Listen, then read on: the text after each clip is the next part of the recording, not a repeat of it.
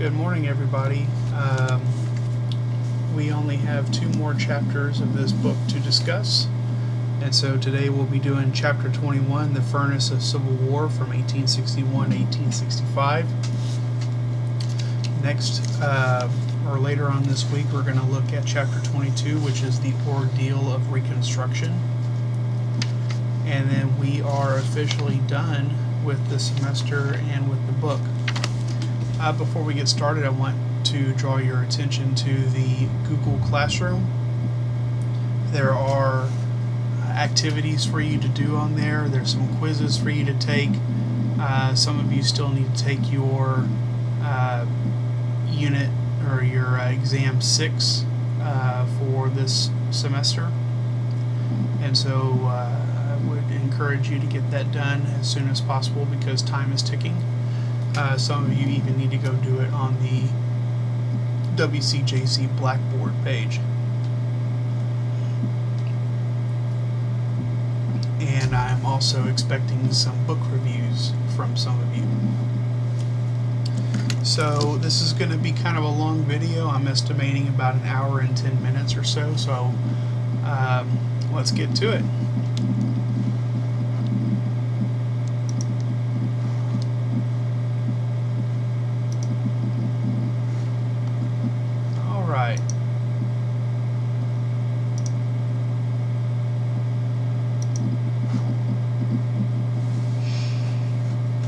Here we go, the Furnace of Civil War.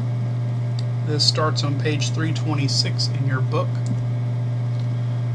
Some of our objectives in this chapter is we're going to talk about the early battles of the Civil War on land and sea and assess the impact of those battles on the other side's overall position. We're going to look at the critical importance of the Battle of Antietam and how it changed the Civil War from a limited war into a total war against slavery. We're going to compare and contrast the major battlefields of the war after Antietam. We're going to look at the politics of the war in both the North and South through the election of 1864. And we're going to describe the end of the war and assess its consequences.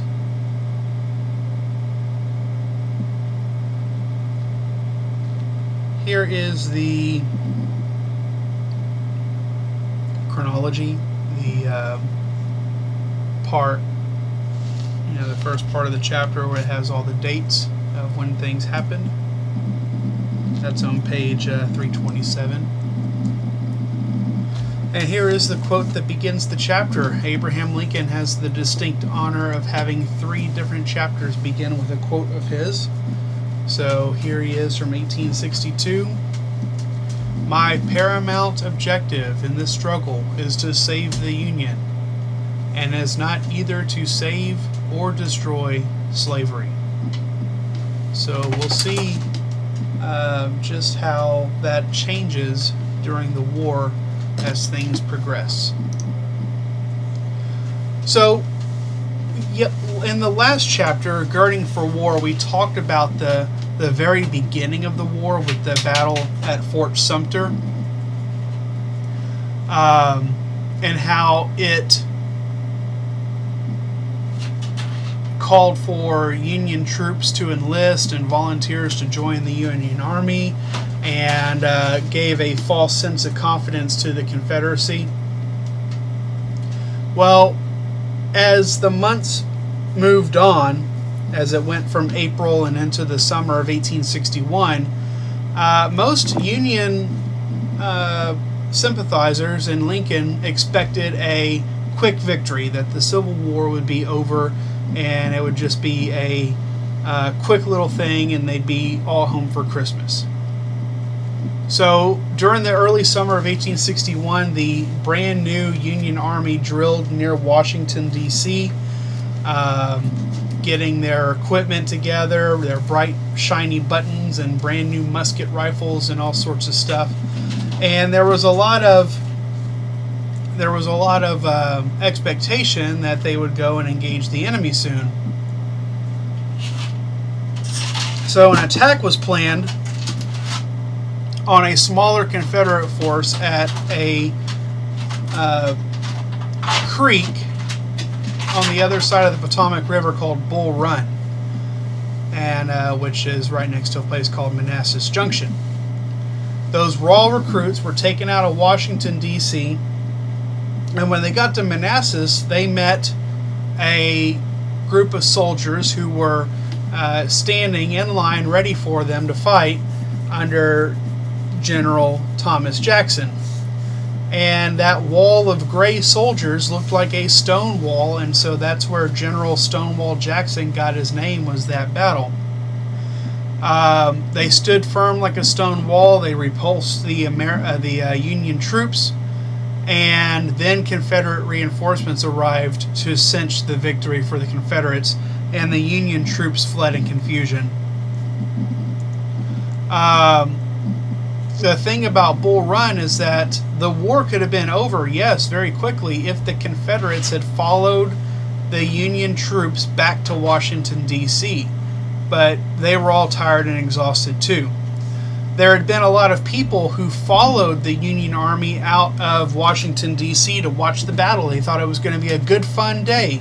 Congressmen, ladies, they took carriages and lunches out to watch the battle happen. And when the Union troops lost the battle, they fled with the Union troops and left their carriages and picnic baskets behind. And the Confederate soldiers had a right good feast on their sandwiches and picnics after the battle. There were some long-term psychological and political consequences of the battle. First of all, the victory for the South, that very first victory following Fort Sumter, overly inflated the confidence of the South. Soldiers left the army. They deserted and went back home because they felt the war was going to be over now.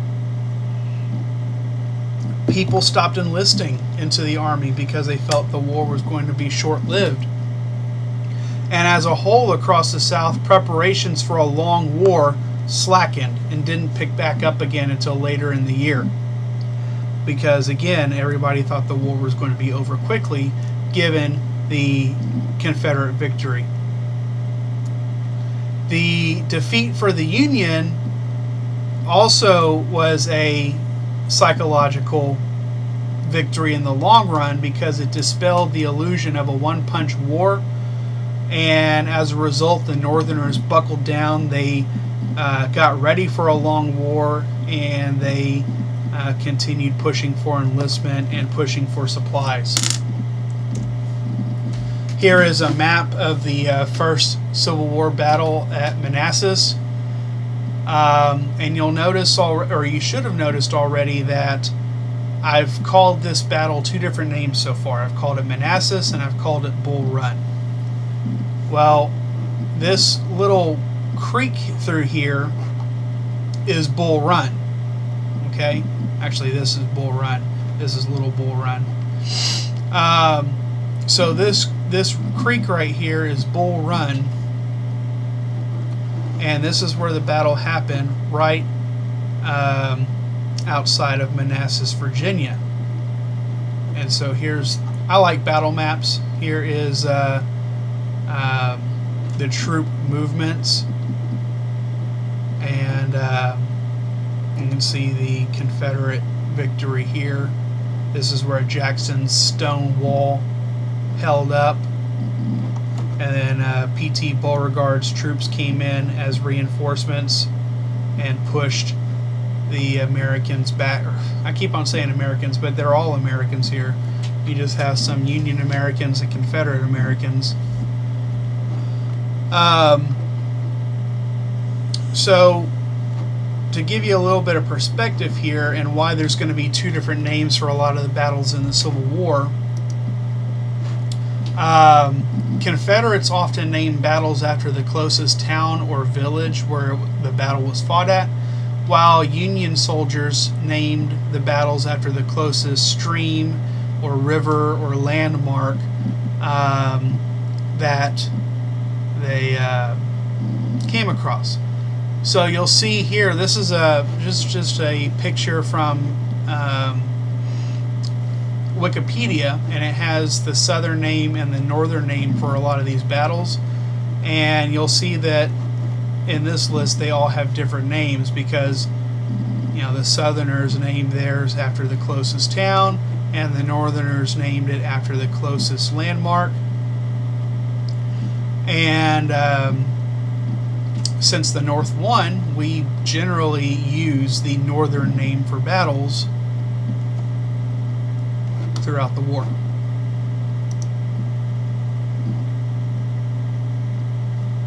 So let's talk about one of our first interesting characters of Union leadership. President Lincoln went through quite a few generals for the Army of the Potomac during the Civil War. By my count, just here off the top of my head, about 5 different generals throughout the war. Sometimes a couple in 1 year until he found one that he really liked. So in 1861, General George B. McClellan was put in command of the Army of the Potomac. And you have to remember that pretty much the best officers of the U.S. Army, the Lees, the Jacksons, they all went to the Confederacy. They were from the South. They went to the Confederacy. McClellan was a relatively young, they called him the young Napoleon. He was red-haired and red-mustached, strong and stocky.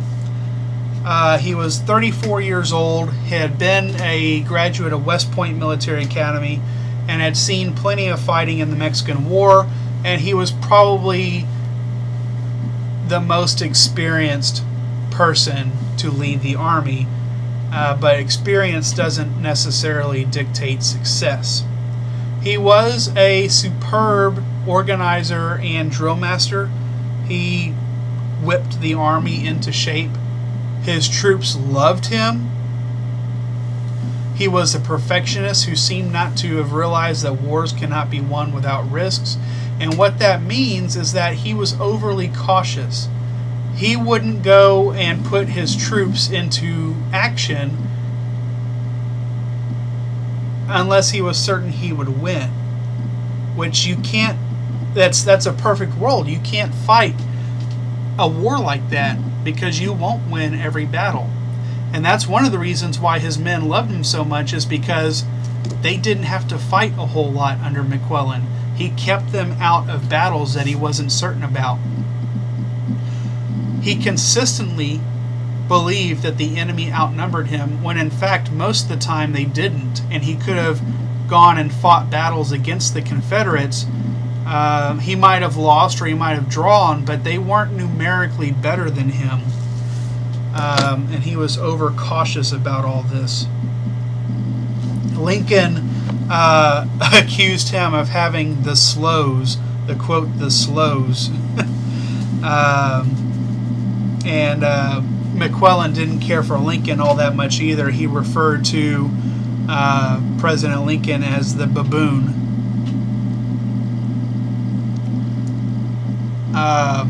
Lincoln was so upset with McClellan that he even threatened to borrow the army if it wasn't going to be used. And he issued McClellan firm orders to advance and take the fight to the enemy. So in the spring of 1862, here we are, 8 months after the Battle of Bull Run, and now we're finally going into war again. We have the Peninsula Campaign. McClellan decided he was going to approach Richmond, Virginia from the water. He was going to mount an attack, an amphibious assault up the James and York rivers of Virginia, land his troops, and then fight up to Richmond instead of going overland from Washington, D.C. And this is where General Robert E. Lee and McClellan find each other for the first time. General Lee launched a counterattack called the 7 Days Battles from June 26 to July 2nd, 1862. And the Confederates under Lee drove McClellan back to the sea, and he had to return back to Washington defeated. Lincoln was so upset by this, he temporarily removed McClellan as the commander of the Army of the Potomac, and this had some other effects to it as well. Because of Lee's triumph, the war would keep on going.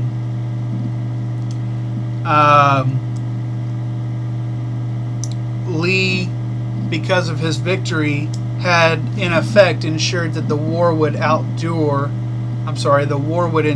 until slavery was uprooted and the Old South was thoroughly destroyed. Because while he prolonged the war and kept Richmond safe, the Union strategy now switched to total war. They would more effectively blockade the coasts and keep the Confederates from getting things from Europe. Liberating the slaves would become a priority in the war, where it wasn't a priority at the beginning. They would cut the Confederacy in half by taking the Mississippi River, send troops through Tennessee, through Georgia and the Carolinas, and chop the Confederacy to pieces, decapitate it from the rest of it and capture Richmond, and try everywhere in the Confederacy to engage the enemy's main strength and grind it into submission. Remember, this whole time the Union Army can get bigger and bigger and bigger. More people are coming into the Union and joining the Army, fresh immigrants off the boat from Europe. And all the Confederacy has is 9 million people. Actually, effectively 6 million white people to defend it. Here's an image. This is a cropped image from page 329 in your book of troops from the 69th New York State Militia, which was a largely Irish regiment, attending a Sunday morning mass in 1861. You'll see that there's women in this picture, which wouldn't be a common thing later on in the war, but because they were camped inside or near Washington, D.C., women were allowed to visit the camps and socialize with the soldiers. So let's talk about the war at sea. So I don't know if you know what a blockade is, but you're blocking, just like the word here, you're blocking seaports. You're keeping ships from being able to enter and exit the seaport. And at first, the Union was not able to do it successfully. It was a pretty leaky blockade. But as more and more ships came back to the Union, from their worldwide travels, and more ships were built and constructed and seized, they were able to strengthen the blockades of the southern seaports. So at first it was simplified. It concentrated on the principal ports and inlets: Charleston, Savannah, St. Augustine, Florida, Galveston, Texas, New Orleans. And as more and more ships joined the Union, then the blockade was able to get more and more extensive. Blockade running, which was something the Confederates attempted to do, was risky but very profitable. If you had a fast enough ship, you could get out of port and not be chased down by the Union ships, but it was very risky to do. So in 1862, the Confederates came up with their own solution to breaking the blockade. In the last chapter, we talked about the British ships that were being made for the Confederacy, the CSS Alabama, and the 2 Laird ram ships that were being built by the British. Well, the Confederates took matters into their own hands when they took a United States warship called the Merrimack, and they raised it out of the water. When the South took over all the military installations, one of the places they took over was the Navy shipyard in Virginia. And before they left, the United States sailors and workers, they burned down whatever ships were in port, and they couldn't get them out because they were being worked on. And one of them was the Merrimack.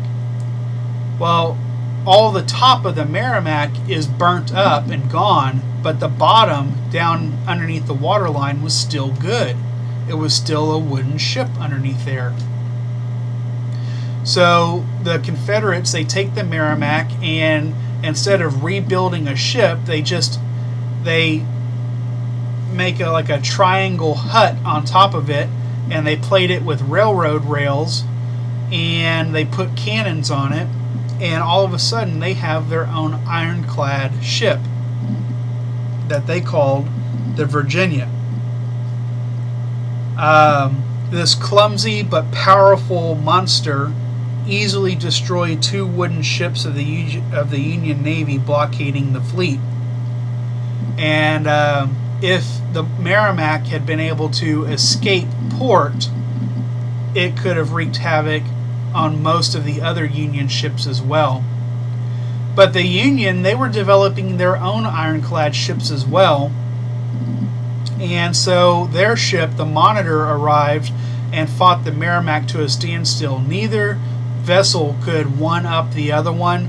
They could do really good against wooden ships, but they couldn't do anything against each other because they were both ironclads. So they fought each other to exhaustion over a couple hours' time at Hampton Roads, Virginia. But these ironclad vessels heralded the doom of wooden warships. Here's an image. You can see in this image, this blue line out here is the naval blockade. Now, obviously, they didn't have enough ships to cover this entire line, but they would block the ports, they would block Savannah, Charleston, they would block all this, and then they'd have patrol ships going back and forth to look for blockade runners and such. And here is an image of the Monitor and Merrimack. Here's the Merrimack, the CSS Virginia. You can see it's just a normal ship underneath here, but it's got a metal iron hull, or an iron topside with a smokestack, and it's got guns on the side. The Monitor style ironclads were pretty unique. They're not submarines by any means. They're only about 18 inches out of the water here, and then they have this iron turret, and here's a navigation box right here so they can see where they're pointing at. This only has 2 cannons, but the turret can spin around, and it's slow, but they can point anywhere in a 360-degree radius, whereas other ships have to turn and face back and forth to be able to shoot.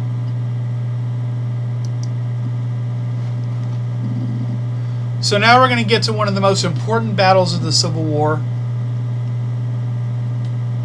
More important than Gettysburg, more important than any other one, and that's the Battle of Antietam. Because of the victory at the second Battle of Bull Run, because anything that's good deserves a sequel, and once again the Confederates won in August of 1862, Lee decided that he was going to take the war to Maryland. Remember, Maryland is a slave-holding border state that is still loyal to the United States, or still part of the United States. And by invading Maryland, he hoped to, first of all, get support for the Confederacy by showing that they were militarily capable of doing something like this and getting support from England or France. And also, if they were able to get the support of the people of Maryland and get them to join the Confederacy, then Washington, D.C. will be cut off from the rest of the country and will be behind enemy lines. So at Antietam Creek in Maryland, which is just outside of the town of Sharpsburg, Maryland, Lincoln had no choice but to restore McClellan to be the active command of the Northern Army and forced him to go fight. And McClellan succeeded in halting General Lee at Antietam on September 17, 1862. He halted Lee, but neither side really won the battle. Lee had to go back to Virginia because he didn't gain his objectives, and McClellan suffered heavily as well. This battle was one of the bloodiest days of the entire war. 23,000 Americans died that day. It was the most horrific loss of life in one day's time of the entire Civil War. The result, like I said before on the last slide, was more or less a draw militarily. Lee had to return across the Potomac, and McClellan, who could have kept taking the fight to the enemy, decided to stop and not attack the retreating Confederate Army, and so he was removed from command for the second and final time when he could have kept pursuing Lee out of Maryland.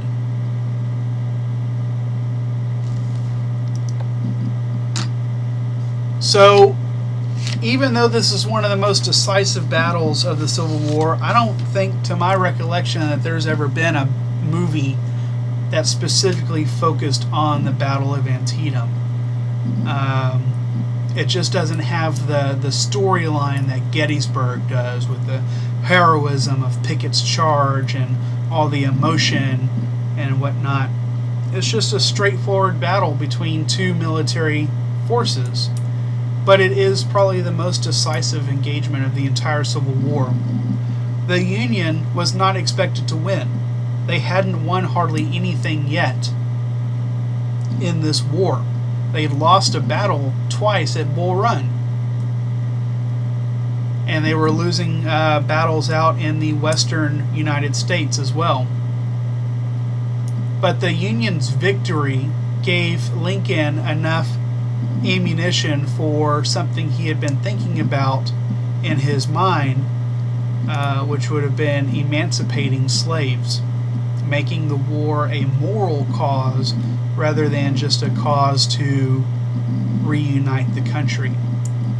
And so the victory at Antietam gave Lincoln enough courage to make up his mind, and on January 1st, 1863, he issued his Emancipation Proclamation, making the Civil War a moral crusade against slavery.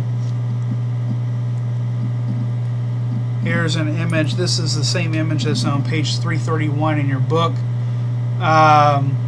You can see here Confederate dead along the sunken road at Antietam. Their bodies bloating in the sun. Here's an image of the map of how it played out, and you can see McClellan here pushing Lee back towards Sharpsburg into the Potomac.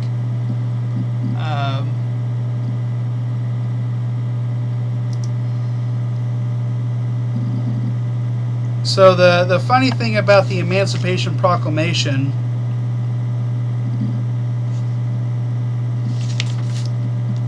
is that it really didn't free anybody.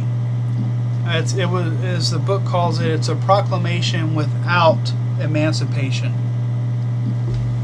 And the proclamation declared forever free the slaves in Confederate areas under rebellion, but slaves who were actually in the border states were not affected. So effectively, Lincoln freed every slave that he didn't have control of in the South, but didn't free any slaves that the Union did have control of in the North. Lincoln stopped short of a call for war to achieve freedom, and instead declared that the proclamation was an act of justice. And the proclamation itself didn't actually free a single slave in the country.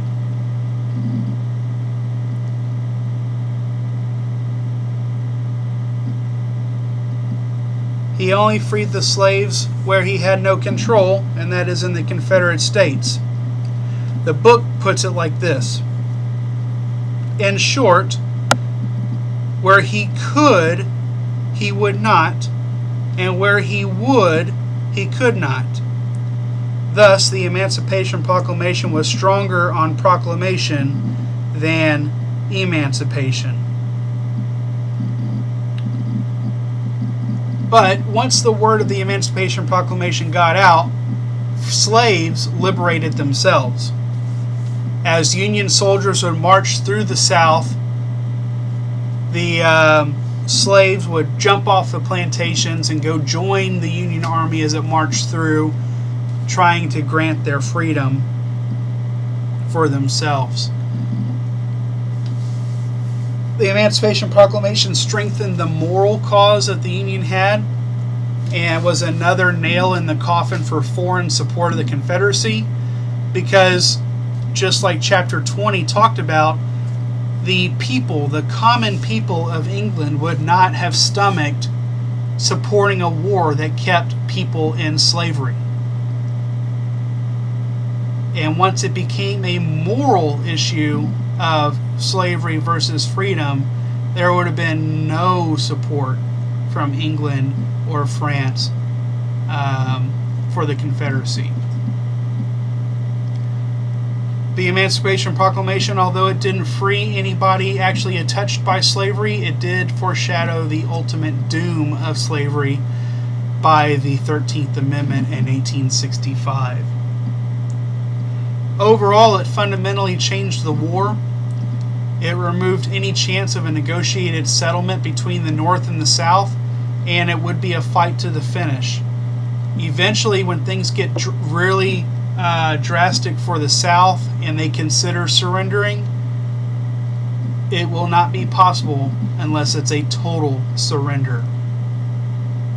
There will be no compromise. Overall, the public's reactions to the Emancipation Proclamation varied. Lincoln can't catch a break here.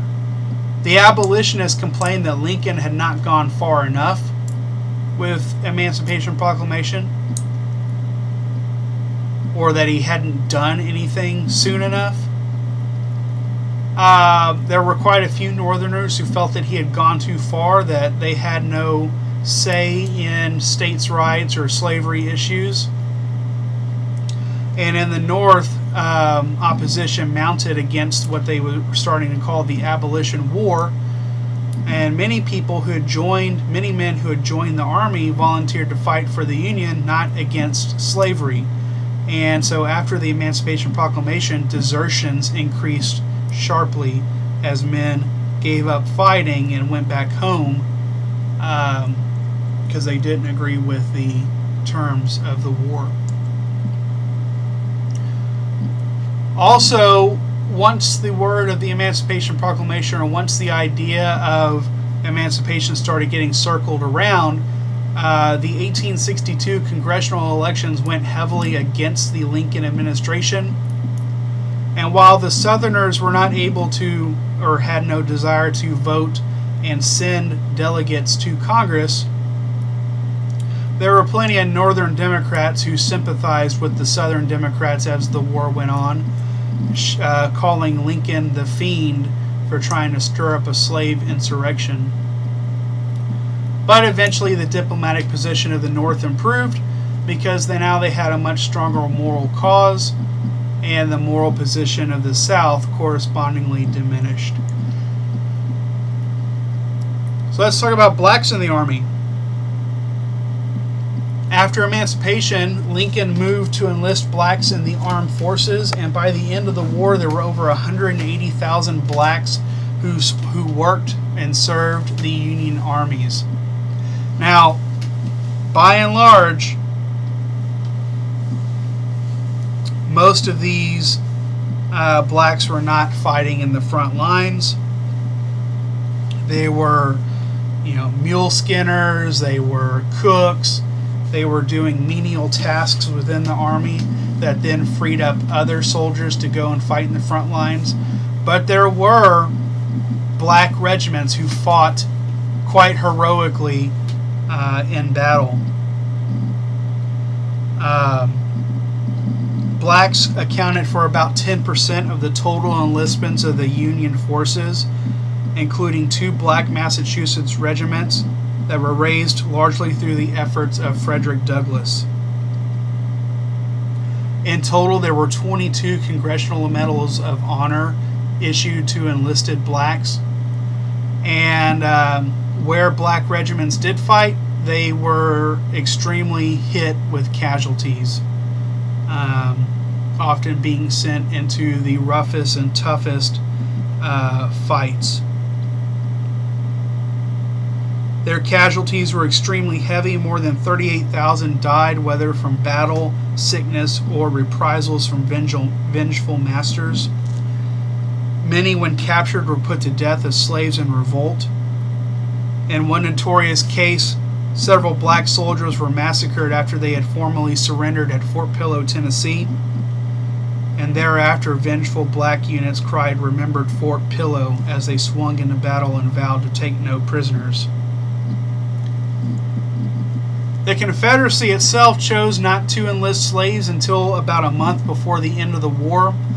But that's not to say that slaves weren't in the war.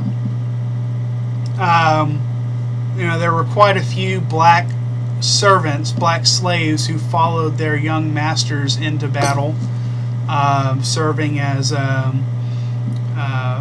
sword carriers and cooks and things like that. So there was an African American presence in Confederacy armies and camps.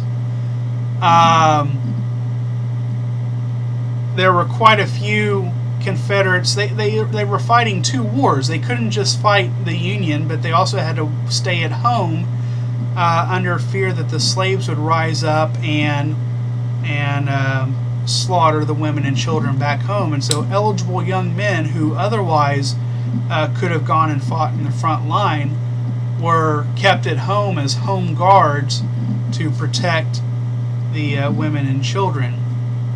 Which, you have a pretty messed up system of economy when you think or you expect that your farm equipment will kill somebody.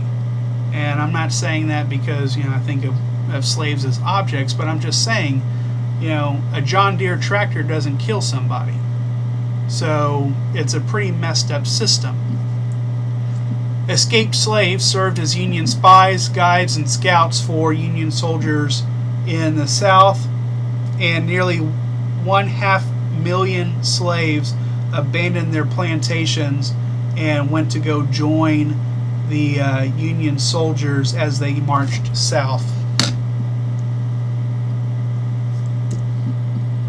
Here's an image of a black black Union soldiers enlisted in the U.S. Army. Let's talk about Lee's last lunge at Gettysburg. We're about halfway through the war now, so bear with me. McClellan was replaced with a general named A.E. Burnside, which, if you look at a picture of Burnside, you'll see that he has quite a bit of hair on his cheeks of his face, and that's where you get the word sideburn from. Burnside, sideburn, sideburns. Okay. He launched an attack on Lee's position at the Battle of Fredericksburg in December of 1862, and it was such a tactical blunder that they called it Burnside's slaughter pen, and he was quickly removed from command by Lincoln and replaced with another Union general named Fighting Joe Hooker. Yes, Hooker. Look it up. At Chancellorsville, Virginia, in May of 1863, Lee divided his force, which sometimes is, if you lose, it's a devastating defeat when you divide your force. When you win, it's a tactical masterpiece. And at Chancellorsville, it was a tactical masterpiece. Stonewall Jackson was sent to attack the Union flank, and so Hooker was surrounded on both sides by Confederates. He was badly beaten. Hooker himself was nearly hit from a cannonball and nearly died. This was probably Lee's most brilliant victory of the entire war, but it probably cost him the most than anything else, because his right-hand man, his most brilliant under-officer, Stonewall Jackson, was killed in this battle when he was shot by his own men by mistake and died a few days later. It's actually quite gruesome. Jackson, he had to have his leg amputated, and he caught a fever from it and died a few days later. And he had all sorts of things to say about that in his delirium. But Lee, actually, this says here in the book,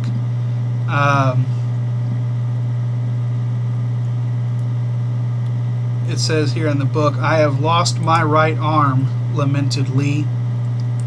And Southern folklore relates how Jackson outflanked the angels while galloping into heaven. So there's that.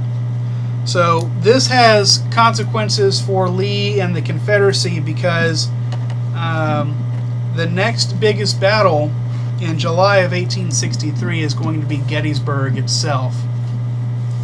Once again, Lee decides to launch an attack into the north, and instead of Maryland like they went the last time, Lee decides to cut through present-day West Virginia and into Pennsylvania, and do some northern damage up here. Which, if you think about it, this is kind of ridiculous. Like, remember, all the South had to do was defend the South. All the South had to do was just defend against the northern invasion until the North decided it wasn't worth the fight anymore. But here it is, twice in a row, Lee is taking a gamble and going into a northern fight. And the Battle of Gettysburg lasts for 3 fever-pitched days at Gettysburg. There are 92,000 Union soldiers at Gettysburg and 76,000 Confederate soldiers. And the battle seesawed back and forth for 3 days until July 3rd of 1863, with Pickett's charge, launching 3 different attacks down into this valley and up this hill, trying to take Cemetery Hill, where the Union cannon emplacements were. And it is not successful. Lee prepared to invade the North again, hopefully to add strength to peace plotters in the North and to encourage foreign intervention. The Union Army was now under the control of General George Meade, who took his stand on the hills near Gettysburg. The battle seesawed back and forth for 3 days and ultimately hinged on the failure of George Pickett's charge, which broke the Confederate attack. Gettysburg is called the high tide of the Confederacy, and it was the South's last chance to win the war. They lost the war. Don't get me wrong, the South lost the war back at Antietam. That was the end of the war for the South. This is the last chance for the South to have a draw in the war. After Gettysburg, Lincoln spurned efforts to reach negotiated peace, that there would be no compromise between the North and the South. And in the autumn of 1863, Lincoln delivers his Gettysburg address at the dedication of the cemetery for all the dead at Gettysburg. His speech, while it is remembered as famous today, was only 2 minutes long. And it's a powerful speech. Actually, a funny story about it, and I forgot to include a picture of it here in this slideshow, but there's one picture of Lincoln at Gettysburg delivering the address, and it's a blurry image because the photographer didn't realize it was going to be so short. The speech before Lincoln's was 2 hours long, and then it's time for the president to speak, and everybody's expecting this to be a long speech as well. And so the photographer sets up his camera, and it's not just, a modern day camera where you can just click and take a picture. You've got to put the glass plate in, you've got to set the aperture setting, you've got to time the shot. And by the time he gets the picture, he gets the glass ready to take the picture, the speech is practically over. And so you get a picture of Lincoln, it's a blurry picture of Lincoln, as he's fixing to sit back down. That's how quick the speech was. Lincoln delivered his 2-minute Gettysburg address, where his noble remarks were branded by the London Times as ludicrous and the Democratic editors as dishwatery and silly. The address itself attracted little attention at the time, but the president was speaking for the ages and not for the moment. Now, in the Western theater, Lincoln actually got a good fight going on. And this is where he found his most able general, Ulysses S. Grant, who we'll talk about quite a bit in the 1870s and 1880s during the Gilded Age. He came to his first successes in the Tennessee theater. Now, Ulysses S. Grant was a bit of a failed soldier. He had ranked almost lowest in his class at West Point. He had gone to fight in the Mexican War. He mustered out of the Army. He didn't continue with an Army career after the war. And by the time the war started, he was working as a shopkeeper for his father's store in Ohio. Wait, was it Ohio or Indiana? Anyway, he was working as a shopkeeper in his father's store until the war called, and he re-enlisted. It was his father's store in Illinois. So when the war happened and the Union Army was desperate for officers, Grant re-enlisted. Grant did not cut much of a figure. He was shy and silent. He was short, stooped, awkward, stubble-bearded, and sloppy in dress. He managed with some difficulties to secure a colonelcy in the Volunteers. And from then on, his military experience, combined with his boldness, resourcefulness, and doggedness, catapulted him on a meteoric rise. His first victory came in the Northern Tennessee theater, where after heavy fighting, he captured Fort Henry and Fort Donelson in February of 1862. When the Confederate commander at Fort Donelson asked for terms, Grant bluntly demanded an unconditional and immediate surrender. Grant's victory in Tennessee was crucial. It not only riveted Kentucky more securely to the Union, but also opened up the gateway to the strategically important region of Tennessee and eventually Georgia and the heart of Dixie. Grant next attempted to exploit his victory by capturing the junction of the main Confederate north-south and east-west railroads in the Mississippi Valley at Corinth, Mississippi. But a Confederate force foiled his plans at the Battle of Shiloh. So from April 6th to 7th, 1862, Grant was defeated at Shiloh and confirmed again that there would be no quick end to the war in the West.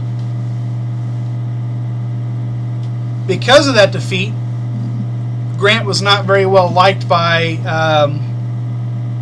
other Union generals above him, and they called on Lincoln to remove him from his command. Lincoln insisted I can't spare this man. He fights.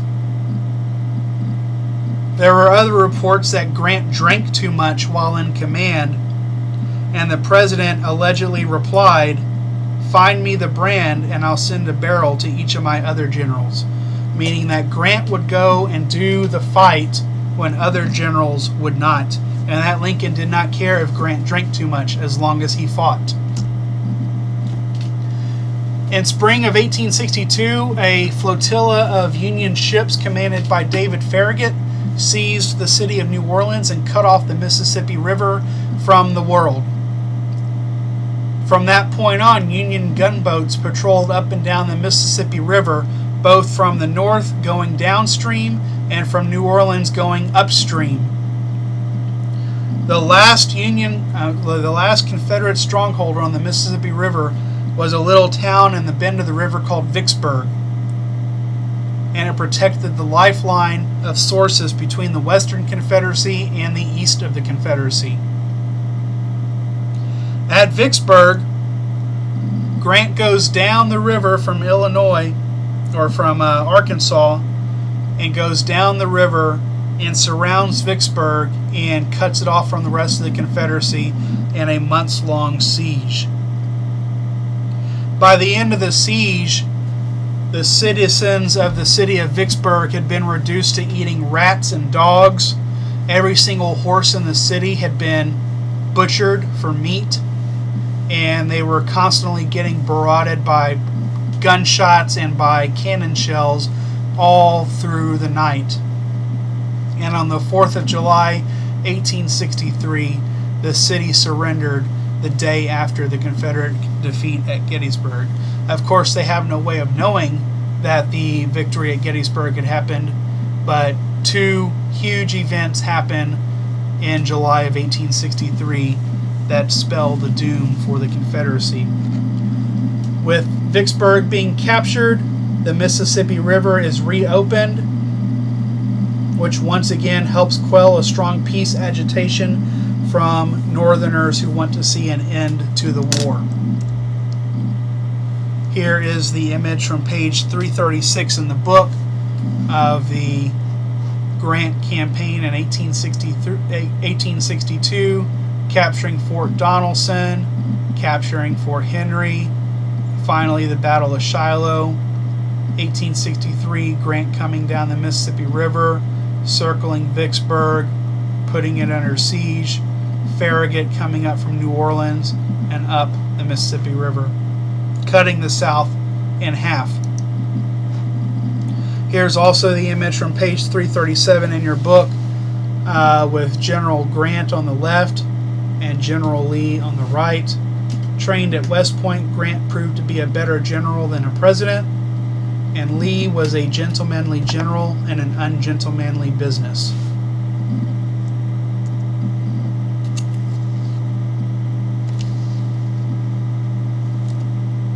So once Grant captured Vicksburg, he was transferred to the East Tennessee Theater, so the other side of the river, where the Confederates had driven Union forces from the battlefield at Chickamauga into the city of Chattanooga.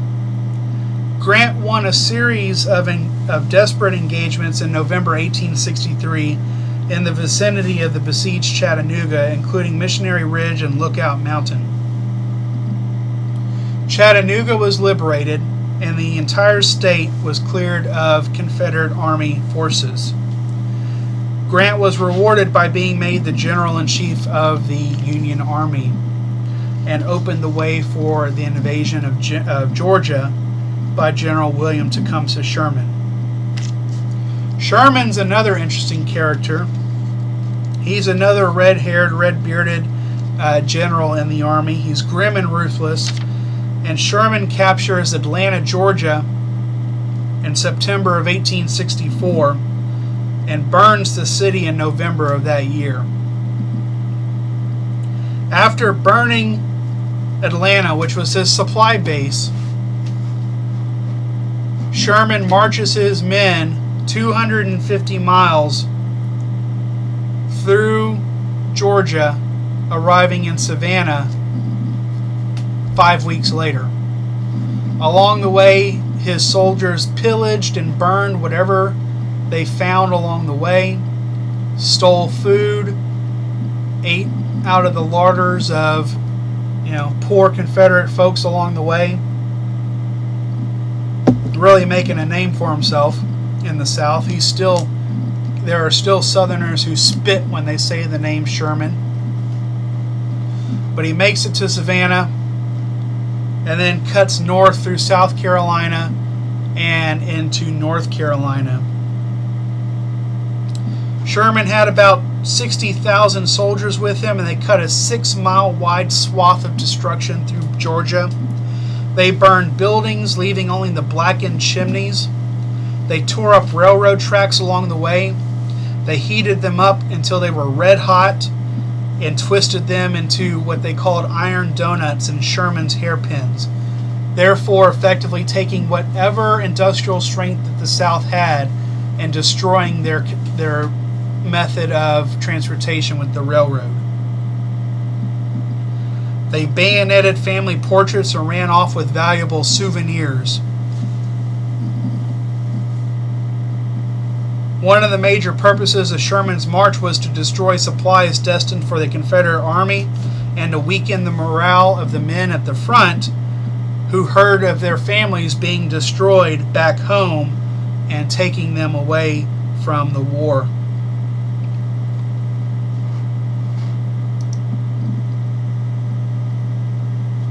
The major purpose of Sherman's march was that he ended up destroying the supplies of the Confederate Army, and he weakened the morale of the men at the front. And Sherman was a pioneer practitioner of the concept of total war. By quote-unquote Shermanizing the South, there was an increased amount of Confederate desertions of soldiers leaving their posts and going back home to rescue their families. When he seized Savannah in December of 1864, it was a Christmas present for Lincoln.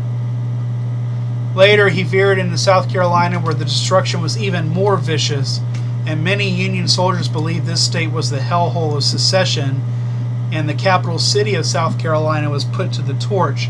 It was burnt to the ground because, if you remember, South Carolina is where the Civil War began. It's where it was the first state to secede, and it was the first state to fire on Union troops at Fort Sumter.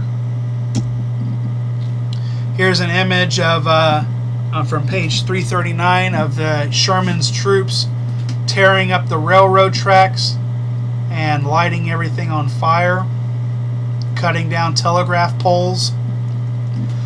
Here is an image of Charleston, South Carolina,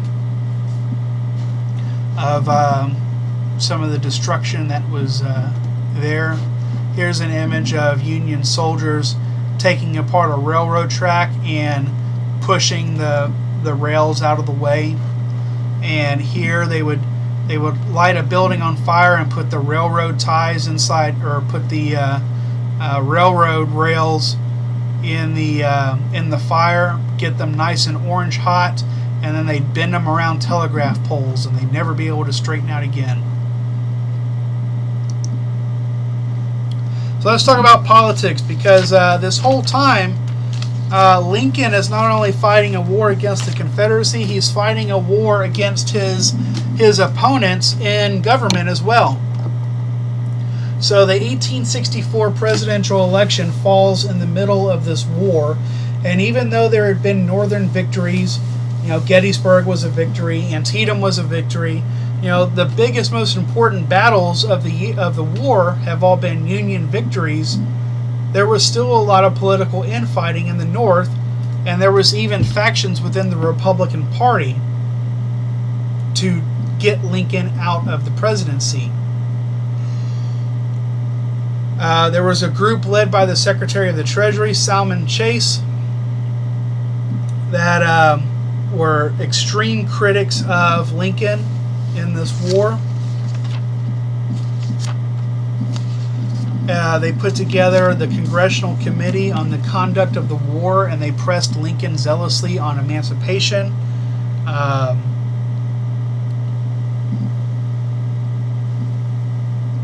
The most dangerous of all to the Union cause was Northern Democrats, who were deprived of their talent that had parted with the Southern wing of the party.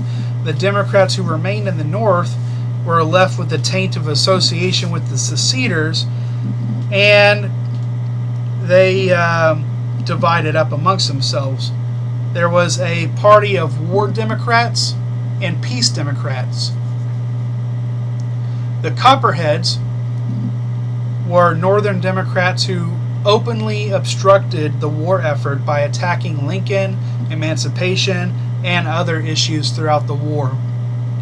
Ohio Congressman Clement Vallandigham demanded an end to the wicked and cruel war, and Lincoln used quite a bit of presidential power here.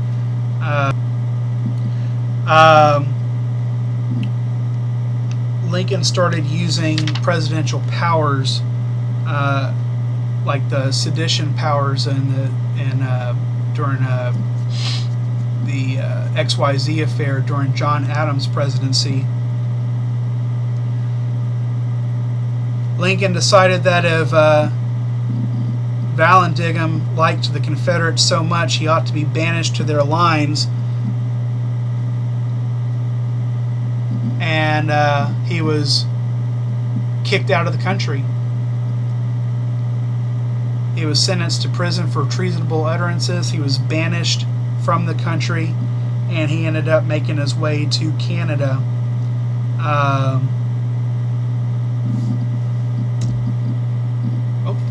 Did I do that slide twice?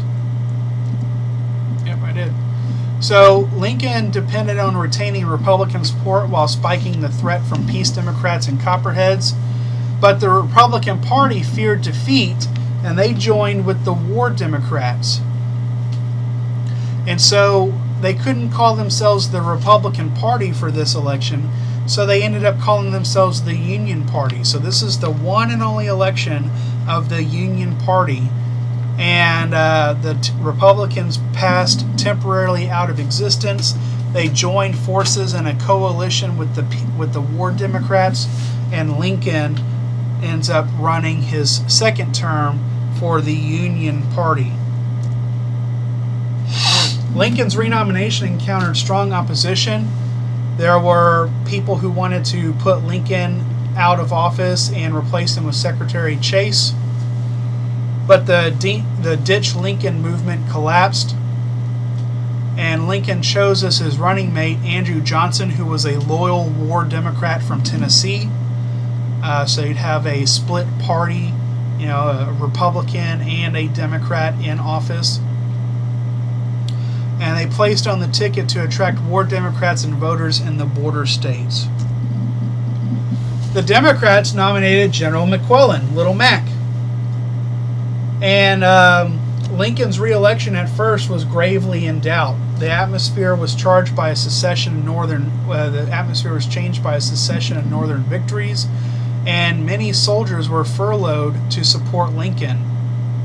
So soldiers were sent home to go vote and then come back. Lincoln actually ends up winning the election with 212 electoral votes to McClellan's 21. And when Lincoln triumphed, desertions from the sinking Southern ship increased sharply with Lincoln's second victory. Here's a map of the presidential election of 1864. As you can see, half of the country isn't even voting because they're Confederate in this case. And Lincoln beats McClellan by approximately 400,000 popular votes and 91% of the electoral vote. So let's talk about the wrap-up of the war here with the final campaigns of the war. Because of Grant's victory in the West, he was brought in to replace General Meade. Grant was a soldier of bulldog tenacity, and he was just the man that Lincoln needed for this meat grinder type of warfare. Grant's overall strategy wasn't that brilliant. All he had to do was just keep pushing soldiers, keep putting soldiers in the war, keep putting soldiers in the war, and push, fight, and grind the Confederates into a defeat. Grant's personal motto was, when in doubt, fight. So the basic strategy here, where other Union generals failed, was to assail the enemy's armies simultaneously, prevent the Confederates from assisting one another, fight them all at one time, and destroy them in a piecemeal fashion. So grimly determined, Grant, with more than 100,000 men, struck toward Richmond in 1864. He engaged Lee in a series of battles in the wilderness of Virginia, and Grant suffers over 50,000 casualties in the Wilderness Campaign. Lee lost about as heavily in proportion, which, even though that's a lot of casualties for Grant, Lee is in a terrible position after the Wilderness Campaign and loses more soldiers than he can afford. In a ghastly gamble on June 3rd, 1864, Grant orders a frontal assault on the impregnable Confederate position of Cold Harbor, Virginia.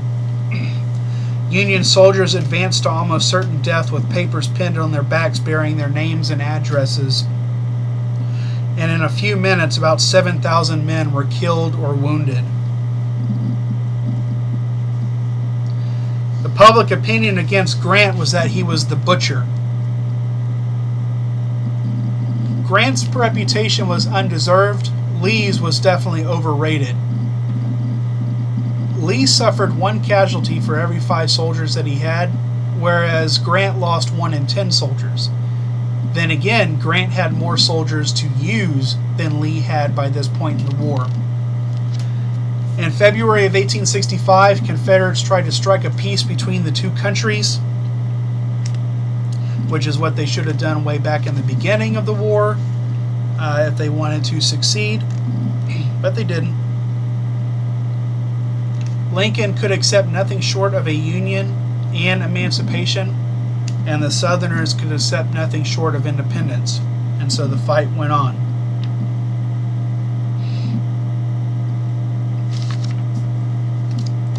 In April of 1865, Northern troops captured Richmond, Virginia, the capital of the Confederacy. Lee was cornered at Appomattox Courthouse, Virginia, and generous terms of surrender were granted to Lee's men. Grant stated that the war is over. The rebels are our countrymen again. Lincoln himself travels to Richmond, Virginia. He goes and sees the devastated city. He sat in Jefferson Davis's evacuated office just 40 hours after the Confederate president had left it. As he walked the blasted streets of the city, crowds of freed slaves gathered to see and touch Father Abraham. One black man fell to his knees before the emancipator, who said to him, "Don't kneel to me. This is not right. You must kneel to God only and thank Him for your liberty you will enjoy hereafter." Sadly, as many freed slaves would discover, the hereafter of their full liberty was a long time coming.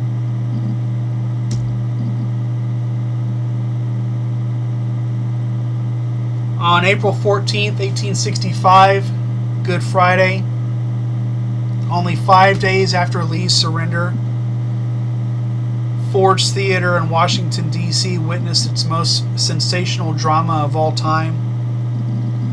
President Lincoln decided to attend a theater production of a play called Our American Cousin. That was a comedy show with his wife and guests. And a famous actor named John Wilkes Booth, who was the son of one of the most famous Shakespeare actors of all time, slipped behind Lincoln and shot him in the head. Lincoln's assassination increased the bitterness of the North,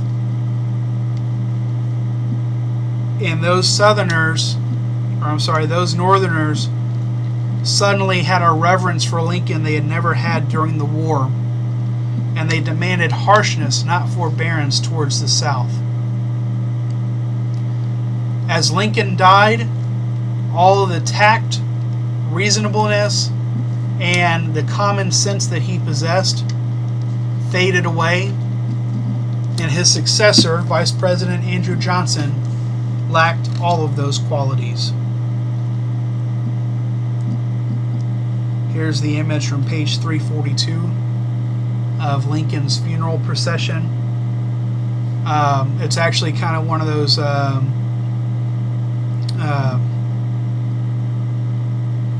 kind of morbid facts of the war. The presidential procession took place in 14 cities, so Lincoln was re-embalmed several times along the way to preserve the body. Of course, it's April and May when this happened, so corpses can decay rather quickly in that atmosphere, and Lincoln is pumped full of the newest embalming chemicals that were developed during the Civil War to keep his body fresh on its trip back to his home in Springfield, Illinois. In all, the Civil War took a grisly toll on the country. There were more than 600,000 men who died in action or of disease during this war. If you look at the population of the country, a total of 2% of the entire nation's population was killed in this war. This war had devastating effects on the future of the United States. The nation lost the cream of its young manhood and its potential leadership, leading to some of the most avarice and corruption of the Gilded Age, because the people who were left behind were the ones who didn't fight, or they made a profit off the war. The direct monetary costs totaled somewhere around $15 billion in just what was spent alone. But that colossal figure itself doesn't even include continuing expenses like pensions and interest on the national debt. All the intangible costs of things that you can't put your hands on cannot be calculated. The dislocation of people, the wasted energy, lowered ethics, blasted lives, bitter memories, and burning hates cannot be calculated.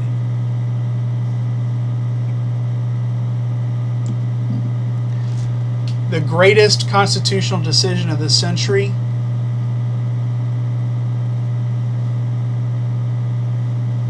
extreme states' riders were crushed in this war.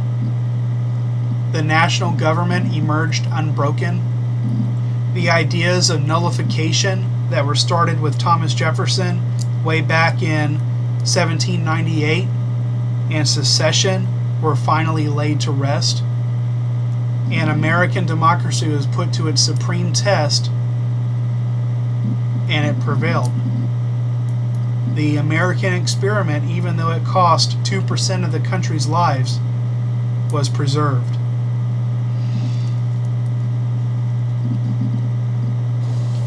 The victory for the Union provided inspiration. Over in England in 1867, suffrage was granted to all male British citizens. American democracy proved itself, and it put African Americans in a position to claim their rights. United and democratic, the United States was free to fulfill its destiny and move ahead into the new second half of the century.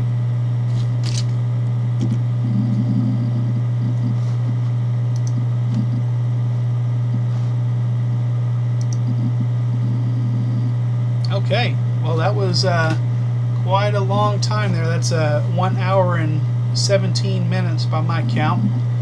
So remember that you have your review for the final. It's already on Google Classroom. The final will be posted on May 12th.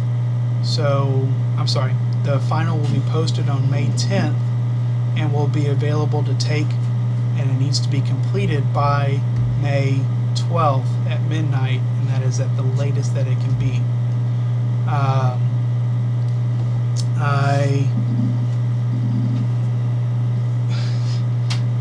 I want you to keep up with your work. Y'all have been doing a good job so far, most of you. So keep up the good work, and I will see y'all next time. Y'all be good. Stay safe.